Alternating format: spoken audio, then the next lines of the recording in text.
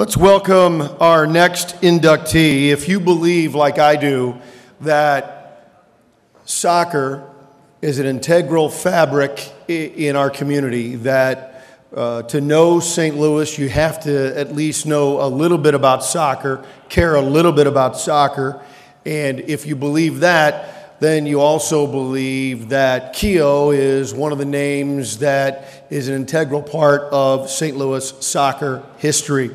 Please welcome all-time great here at the U High, one of the all-time great soccer players in America and one of the great soccer families in America, Ty Keough.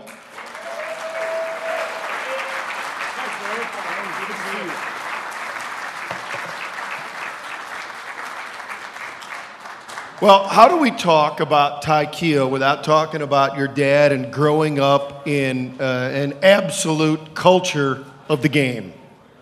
Obviously, I was very fortunate in so many ways. But I want to correct a couple things initially here. Dick was talking about playing soccer in this gymnasium was not allowed, all right? Now, does that mean it didn't happen? No. No, that's the best part of the story. It did happen because Ebby Dunn.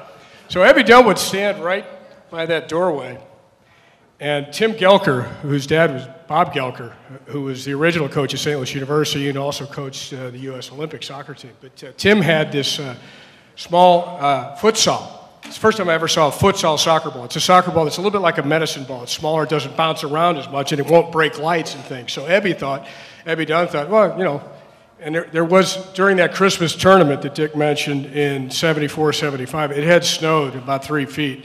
And the tournament was suspended, so we were practicing inside, or another Ebby Dunn story. But we were practicing inside with this ball that was designed not to bounce around and break things. But Paul Martell had disallowed soccer in the gymnasium, okay? So it was not allowed. And so Ebby would stand in that doorway looking over his shoulder for Paul while we practiced in here with that specialized soccer ball. So Ebby had it all figured out. And just to touch on Ebby Dunn again, I mean, what a wonderful human being. I mean, many people here knew him personally. You know, his funeral mass was held in this space as well, not that long ago, too many years ago, I'm ashamed. But when we had our senior team in 75, Ebby had already been coaching for 30-some-odd years, and he pretty much had it down. And we had our approach to the game, and the game had changed a bit since Ebby had played, frankly. And he kind of knew it, but we loved him. And we were having a pretty good season. We went on to lose in the state final, which was played twice, to some guys that are sitting over there.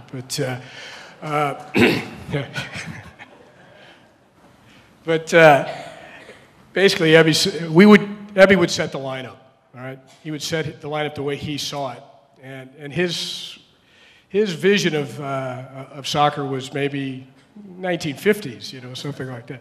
So we're in the 70s now, and so we would get on the field and pretty much put our guys in the right positions that we thought we would have the best chance of winning.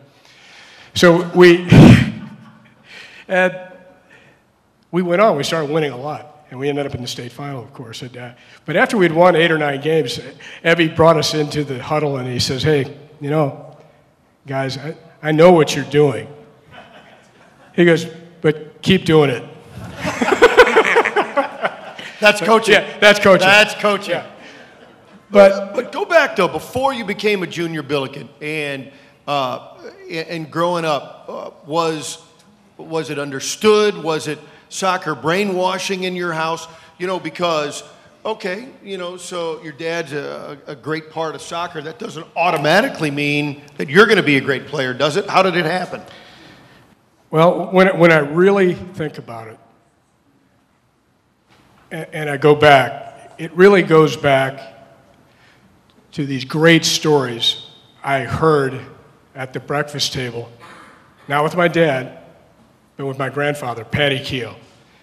Now, Ty Keough was a baseball expert. He loved baseball. I'm named after Ty Keough.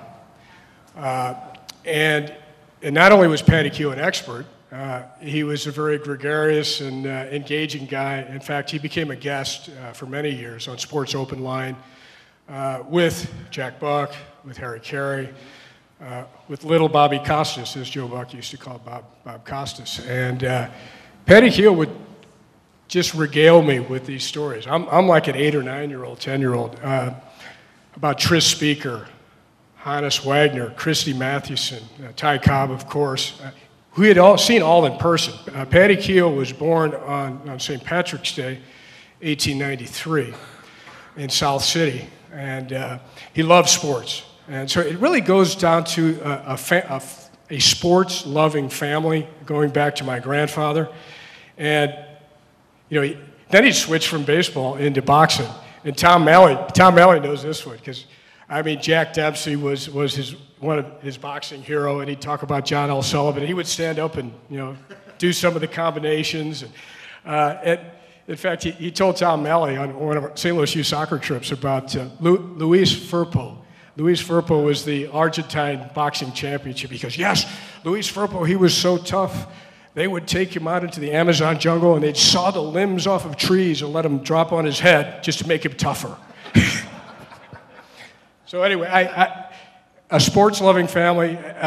Patty Keough's oldest son, Bill Keough, is a guy that was a great athlete, served 6 years in the infantry in World War II, kind of curtailed his soccer career, but he groomed my dad.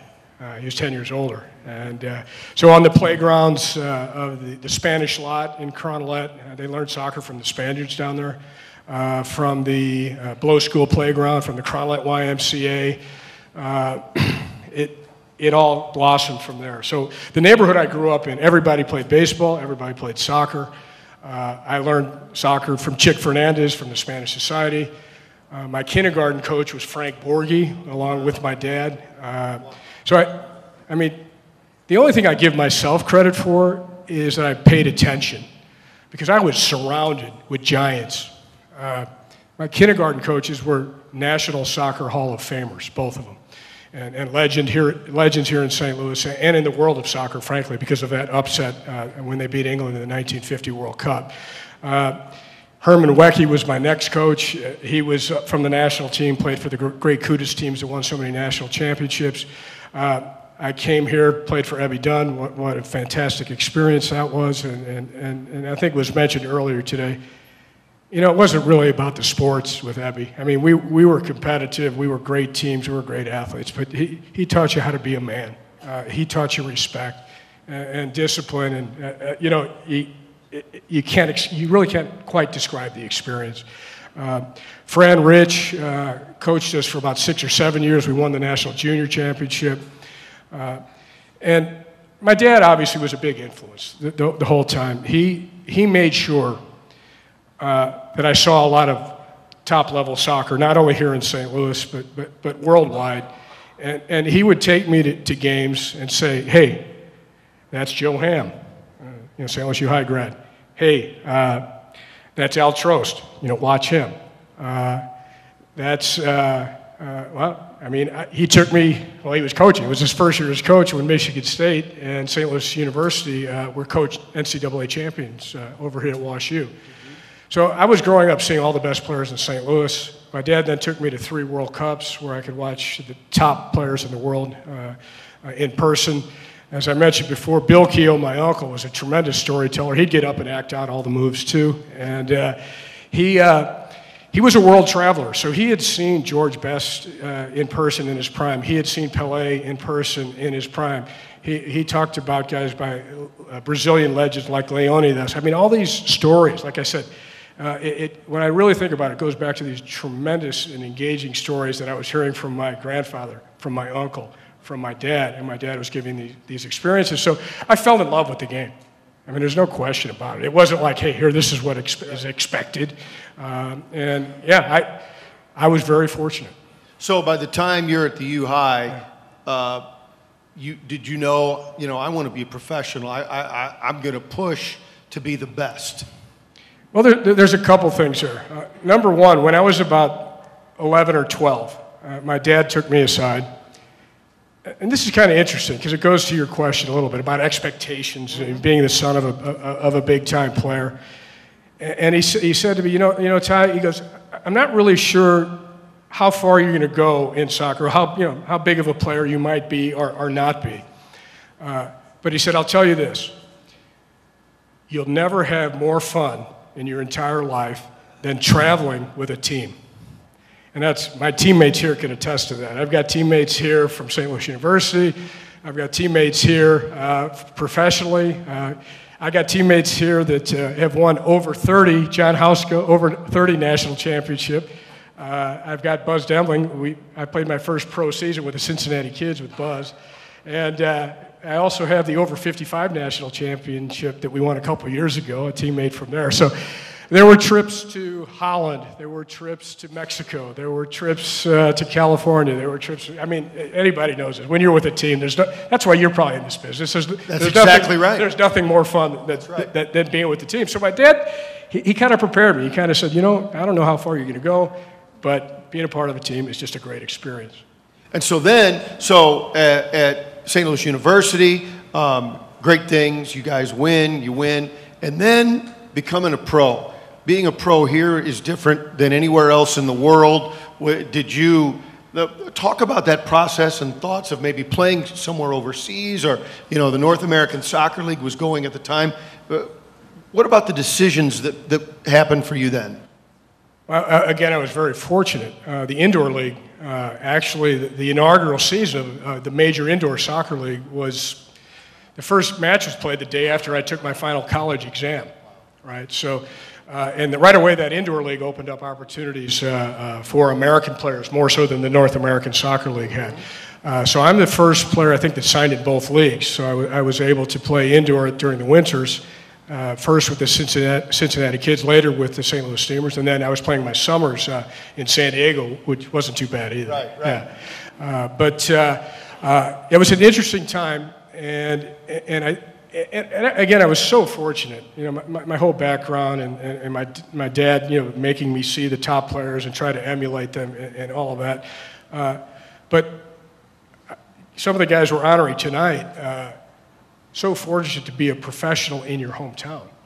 Not many guys really get to do that. And I played over 200 games for the St. Louis Steamers here, wearing my home team jersey. And not only that, with virtually all St. Louis teammates, native-born American players performing extremely competitively in a full-time professional soccer league. So that was just brilliant.